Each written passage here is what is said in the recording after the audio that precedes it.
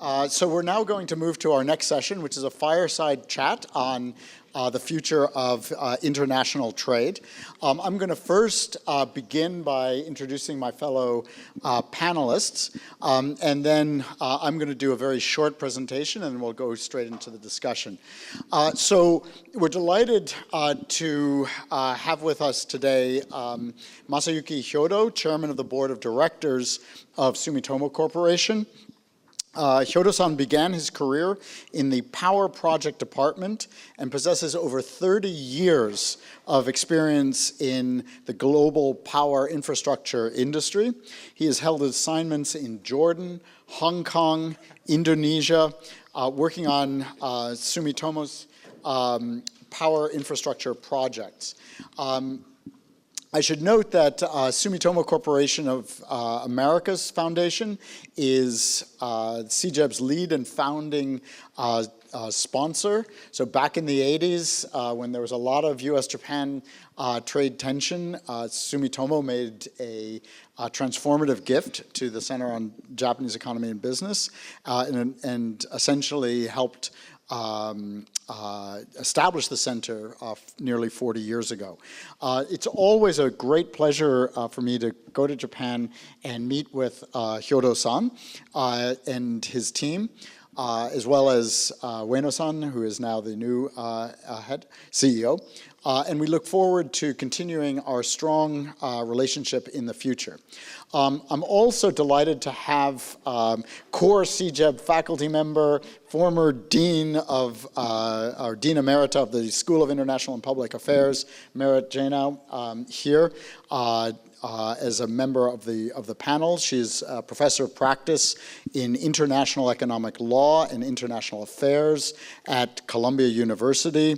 She is also the co-director of the APEC Study Center at Columbia, and is chair of the Japan Society in New York. She has worked as a judge for the World Trade Organization in the past, served as USTR. I could go on for about 20 minutes, but she's done everything. She's one of the most deeply knowledgeable people about international trade that I know. Having worked in academia, government, business, et cetera, et cetera. So we're going to have this will be mostly a conversation, but initially Merit and I are going to do very brief presentations, just to, you're also, right? No PowerPoints. I will have a little bit of PowerPoint because as an economist, I cannot talk without using PowerPoint. So, so what I just want to do for the next few minutes, is, thank you. Thank you very much. I just want to talk a little bit about what has happened in U.S. trade policy, and this is just to show you a few slides about what's been going on. So we're seeing a dramatic change in U.S. tariff policy. In 2017, before the trade war began with China, average U.S. tariffs were around 1%.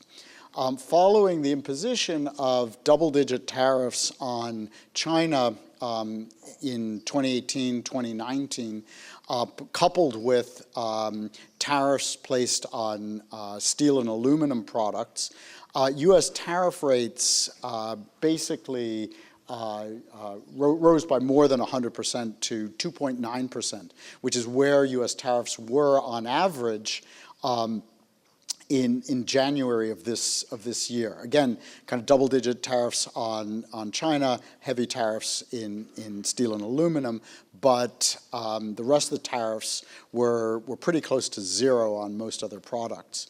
And as you can see in this plot, on the horizontal axis we have different months of this year, and on the vertical axis we have the average tariff rate. U.S. tariff rates rose pretty steadily to about 23% by April, April of this year, and then they were suddenly paused and fell back down to about 16% by May of this year. And you can kind of see in this picture that there's just been enormous volatility in what has been happening to tariffs. And currently, tariffs are about 17% on average into the United States. But there are a lot of tariffs that have been threatened to go into place in August. So it is possible that if all those tariffs are put into place, U.S. tariffs will jump to about 32%. On the other hand, we're kind of seeing various agreements with Japan and the EU most recently that are about at the 15% level, which might involve a slight drop in the average tariffs. But we're seeing pretty unprecedented tariffs in place. These tariffs have had a profound impact on U.S. imports. So this is a slide showing you the value, the share of Chinese imports in value terms coming into the United States. So again, 2017 is the last year before the trade war began, and at that time, close to 1/4 of all U.S. import value was coming in from China. By 2024, the share of imports from China had fallen to 14%. In the first 5 months of this year, the share of imports from China is down to 10%. So that's almost a 2/3 drop in imports from China. And actually, if you look at, you dig a little deeper into that number, you realize that that's actually overstating the importance of imports from China today, because just in the first 5 months of this year, Chinese imports have fallen by a factor of 50%. So currently, the share of imports from China is just around 7-8% or so of 7 or 8%. So as imports from China have fallen, we're seeing imports from other countries rise. So this chart shows in blue the share of imports in 2017, and in green you can see imports in 2024. So the first set of bars is for China, and you can see that drop from about 24% to around 14%.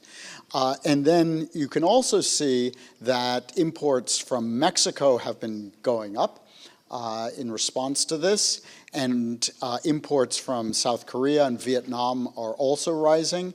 Imports from Japan are continuing to fall, as were imports from Canada, and other developing countries are now sending more stuff to the United States. So we're seeing a level of decoupling of the U.S. economy from China. That seems to be pretty clearly there in the data, and we're seeing trade patterns reorient in order to avoid the tariffs. So with that as an introduction, I want to begin by asking our panelists to maybe say a few thoughts on either this or anything else related to the current trade war. Please.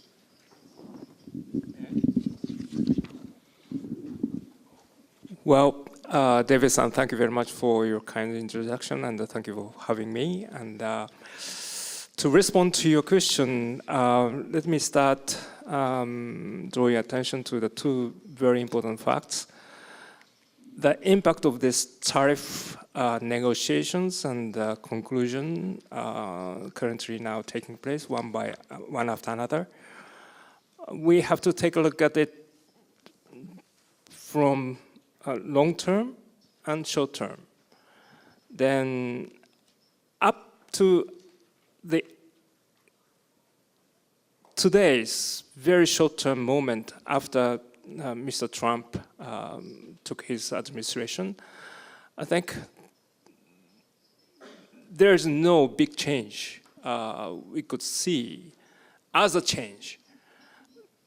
Very sluggish and uncertainty haunting whole the world, and knowing this coming up, many people extended their trades, front running, being prepared for something uncertainty coming up. So front running caused some trade statistics we are now looking at.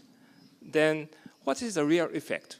I think we are going to see from now towards the latter half of this year and the year later.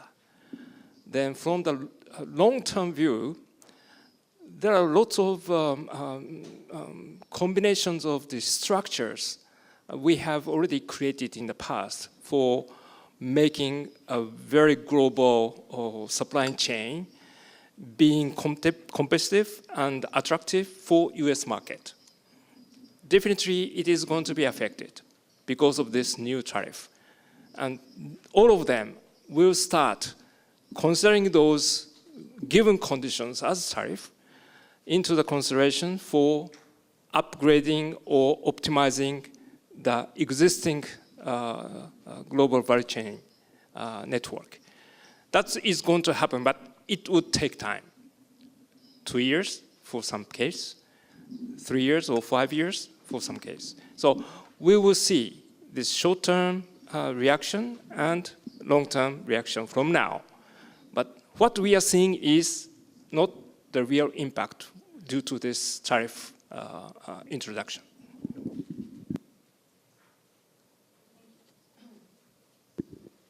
Thank you very much. First, let me say what a pleasure it is to be back in Tokyo, even in sweltering July, and to be with so many friends and supporters of CJEB.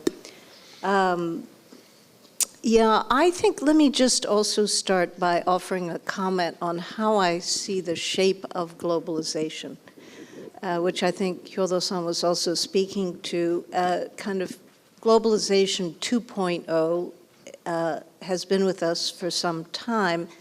And I really don't like the term deglobalization being used. I think patterns of trade have changed dramatically in the last 20 years. We've moved out of hyper-globalization.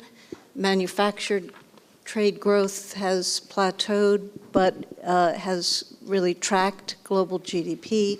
Services has been twice as fast as manufactured, and Asia Pacific has become a major hub of trade growth.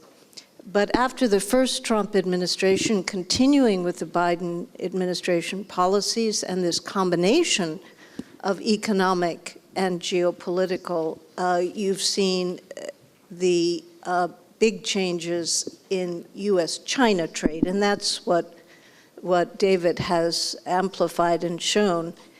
And of course, it is that combination of economic and geopolitical. It's not just tariffs or geopolitical that I think has been the driver of that shift.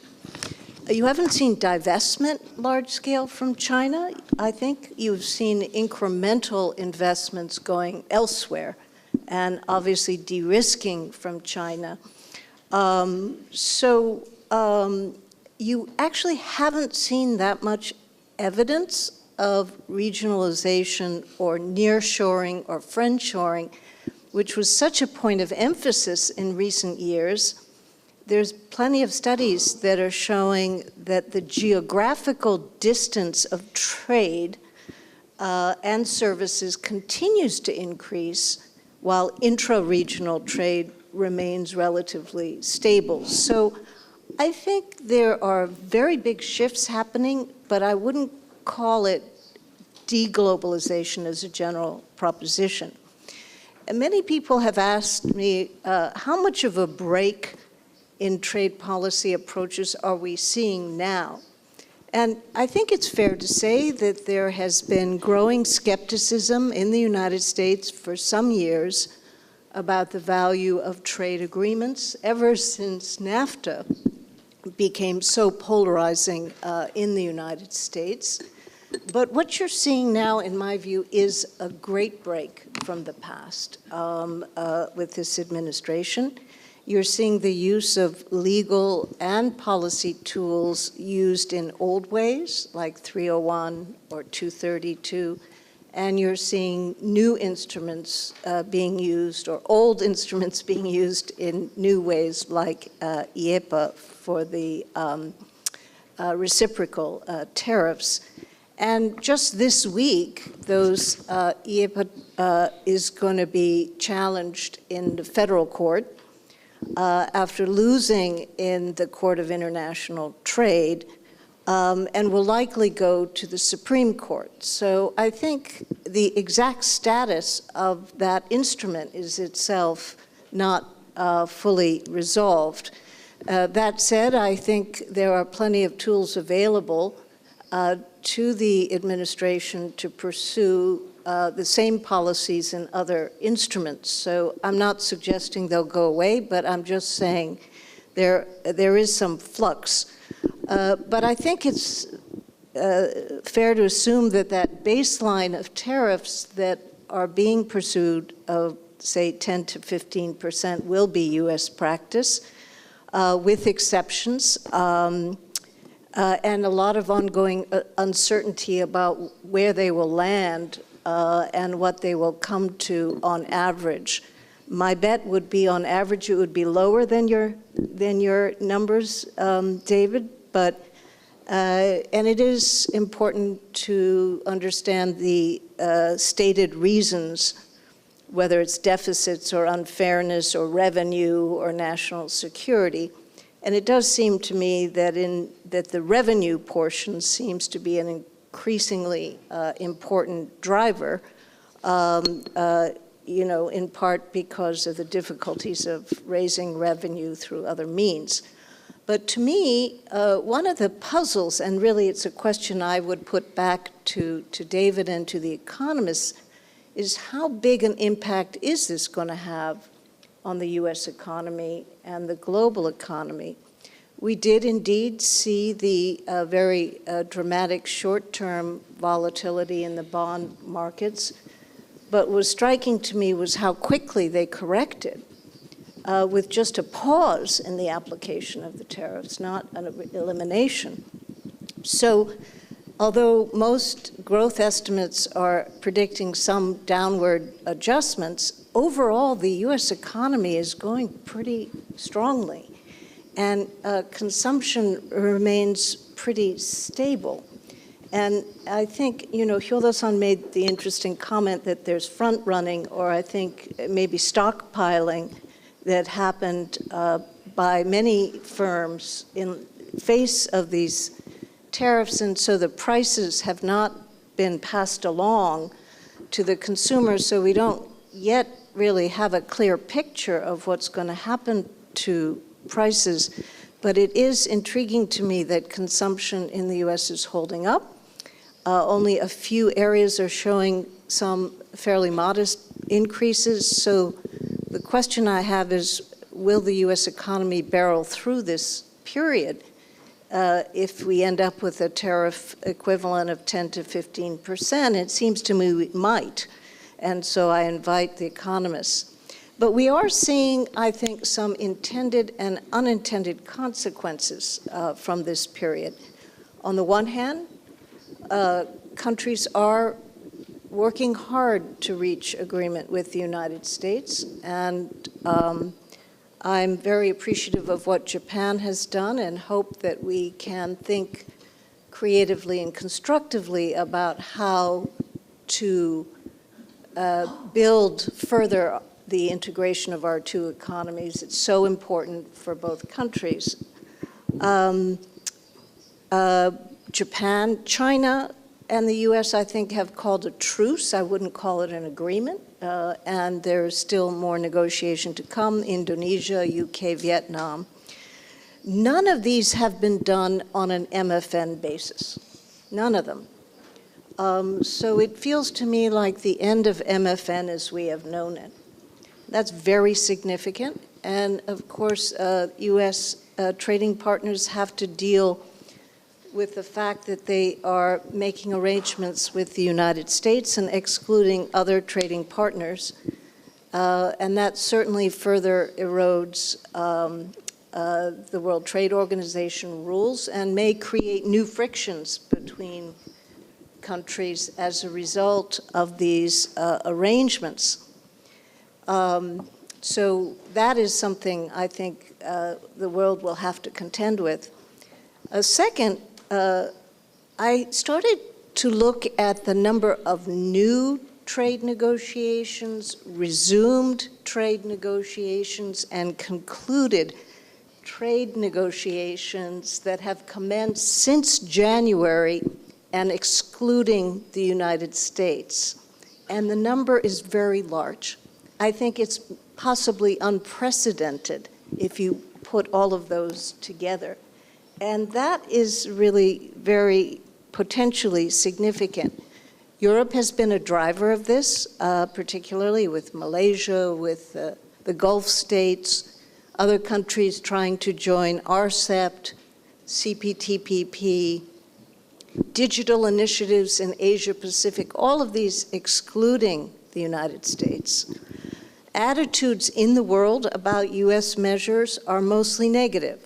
Countries saying it's bad for their own economies and it causes diminished confidence in the United States. US-China friction is still embedded, and the average tariffs are high and will remain so no matter what deal is struck. But there are numerous sectors where I think replacing Chinese imports is virtually impossible, and lots of studies are showing that. So as I look ahead, it seems to me that we are in a period of persistent uncertainty coming from numerous directions. Businesses are going to need even more visibility into their supply chain. And I think whether it's because of environmental tracking requirements or forced labor or these new trade and geopolitical, that visibility, companies have been working hard, and the combination of technology and AI is your friend. I think a lot more visibility is going to be possible and is being introduced. I think you'll see a further acceleration of negotiations excluding the United States, and perhaps the evolution of more coalitions of the willing, as it's called, whether it's governments and the private sector, because we still need to build new frameworks around areas like the digital economy or AI cooperation or public-private cooperations that instill confidence. So those are some of the areas I think about as how the world is changing and what's happened recently. So thanks, Merit. I want to just turn the discussion a bit to HYODO-san, who's kind of in the at ground zero of this in a major trading company and facing these issues. How have the tariffs affected Sumitomo Corp's key sectors like energy or metals or semiconductors? Is that changing your business strategy? Yes, definitely it is changing our business strategy. As your presentation nicely laid out, during the Trump administration #1, we have already considered shifting our business structure to be more suitable for any era where we see the small yard with high fence. For example, steel products, we have shifted the old business model towards sourcing the steel products in domestic market like United States. So we source the goods and services from domestic suppliers, then we combine them to deliver the value to the customer in United States. So we try to maximize the business sectors within the total portfolio to be suitable for small yard with high fence. That is now performing very steadily and providing the future growth possibility. Having said that, there is an indirect impact on the other market, for example. Now, China started diverting their products, services, exporting to another market. So now there is a new competition in the third country where there is a flooding product supply from China, which will cause the rule of the game to be changed. So this area will have definitely another effect. That is not direct effect by the tariff, but that is side effect of the new tariff the policy of the United States. So all of this combination would take place at every corner of the world from now on. So it will have a huge impact, definitely. So I want to also just push you a little bit on one point. So we're seeing clearly some sectors shrinking pretty dramatically in 2025, and others kind of rising. Who do you think the winners are going to be in this? What industries do you think are going to be the ones that are going to benefit from this? This is my personal view. Yes. The winner is the mover who considers the existing value chain on the globe is not working for the new rules of the game. So they have to adjust the total value chain they have so as to be competitive. So they have to change to the new demands and the rules of the game in the world. The winner has to be flexible enough and wise enough to catch up with this new business optimization. Actually, can I just get my slides back up for a sec?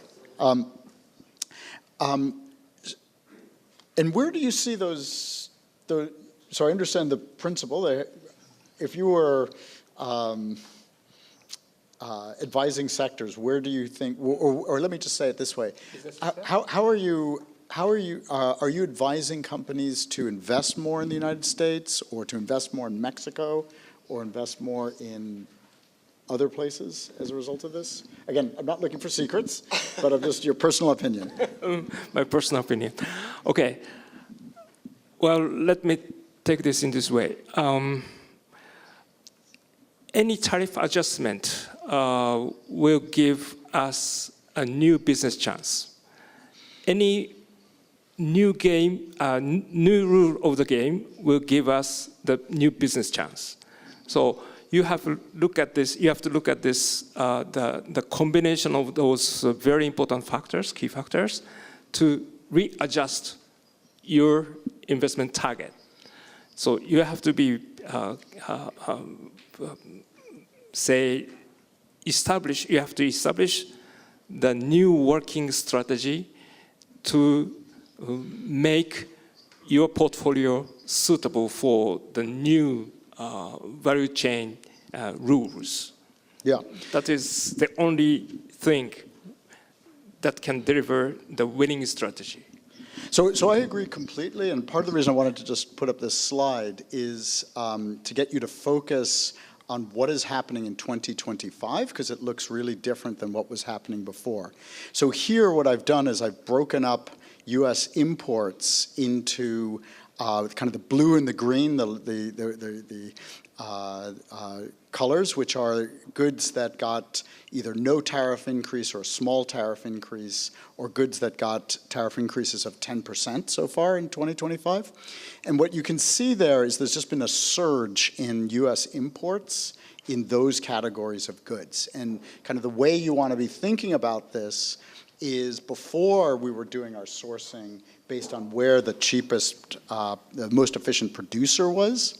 And now in 2025, right, you couldn't see anything happening really in 2024 or 2023, but now in 2025, our sourcing is being driven by tariffs, with big surges in imports in those goods. And of course, you can see in red the Chinese imports just falling off the map. So kind of there's something that's shifting. I tend to be more, I guess I'm the more pessimistic, I'm the most pessimistic person on this panel. I see the depreciation of the dollar as one way in which Americans are just becoming poorer. A lot of people in Japan have this experience that you have a great life in Japan, but when you go abroad, it's really expensive. And that's going to be starting to happen, I think, in the United States. Neil talked about the interest rate impacts. We're seeing definitely importers paying a lot for these goods. There's been no decline on average in the prices that foreigners charge Americans for their goods. So importers now have to pay the same price plus the tariff, and that's going to be costly for U.S. firms. And so I tend to see this as having, I think it's been a little too early to see that move into consumer prices. There's been edging up in the CPI, but we're definitely seeing importers paying a lot more for products. And I just want to kind of note one thing, at least some of my work has been on the revenue implications of the tariffs. Our best estimates are, based on where tariffs were in June, is that this will add at most 1.3% to U.S. tax revenues. So, when you're thinking about, the budget deficits that are being run up in the latest big beautiful bill, this is going to have just a tiny impact on those budget deficits. So I see some issues here. But I just realized I shouldn't just be, I don't want to filibuster here. I want to open it up to some questions from the audience about what is going on. Otherwise, I will continue the discussion. Why don't people think about that? Merritt, let me just ask you a question. So it seems to me like we're moving away from the WTO, or maybe we've completely moved away from the WTO, towards a more transactional, I think this is language I learned from you, a more transactional approach. What does the future look like in trade negotiations? Well, thank you, David. I mean, I do, let me just say, I certainly, to me, it's a puzzle why we haven't seen that increase in prices yet, right? And how much of an impact on the U.S. economy will it have? To me, I'm not sanguine about the future. I'm worried about the impact, but it would seem to me that it would have, as a non-economist, it would, that kind of increase will have differential effects depending on the sectors. And I think that's what HYODO-san was sort of also saying, is some will not have that margin to weather that. So I think it will have very uneven effects, would be my expectation. But the American consumer should start to feel it. In the global system, some people talk about, are we heading back towards the sort of cascading deglobalization of the 30s with tariff wars? That I certainly don't see. But I do think we've entered a period of multilateral drift. without necessarily meaning the demise of the WTO, but unless the WTO can do something more constructive, it's hard to imagine that it will do anything but deteriorate. So there are things it could do. It has a reform agenda. There are countries that are trying to activate it. I think Europe, Canada, Australia, New Zealand, Japan, there are a number of countries that are trying to think about how can the WTO do more in this moment. And there are a lot of ideas circulating right now, but I don't know if they have that sense of urgency or the authority in the absence of strong leadership in their home countries to actually do more. So I do see a world that is experiencing fragmentation in different ways, where there is more pressure on companies to be fighting for interoperability in a technology sense across systems and also needing to operate locally. And some talk about spheres, a US sphere, a China sphere, Europe sphere. And I think you can have several of these things operating at the same time. Maybe what will happen in some areas, like maybe Asia Pacific, will actually be advancing negotiations of some types. But how deep those integrations will be is a big question. I'm encouraged by the Digital Economic Partnership. I think that's quite interesting. I think it's an area we need to have more cooperation and integration efforts. So I think it's not all about negative. I think there's experimentation that's happening, and there's scope for experimentation. Hiroto-san, do you want to comment? Yeah. WTO is already 30 years old, and it has not assumed that globalization has created this magnitude of this disparity in the world. And I don't think we should go away from WTO concept, but I think we have to enhance the world global system where they have the capability to ease the imbalance or any disparity in the world. That could be the source of this trade disputes in the world today. So in one business discussions among business sectors, there was a kind of opinion proposed from one guy.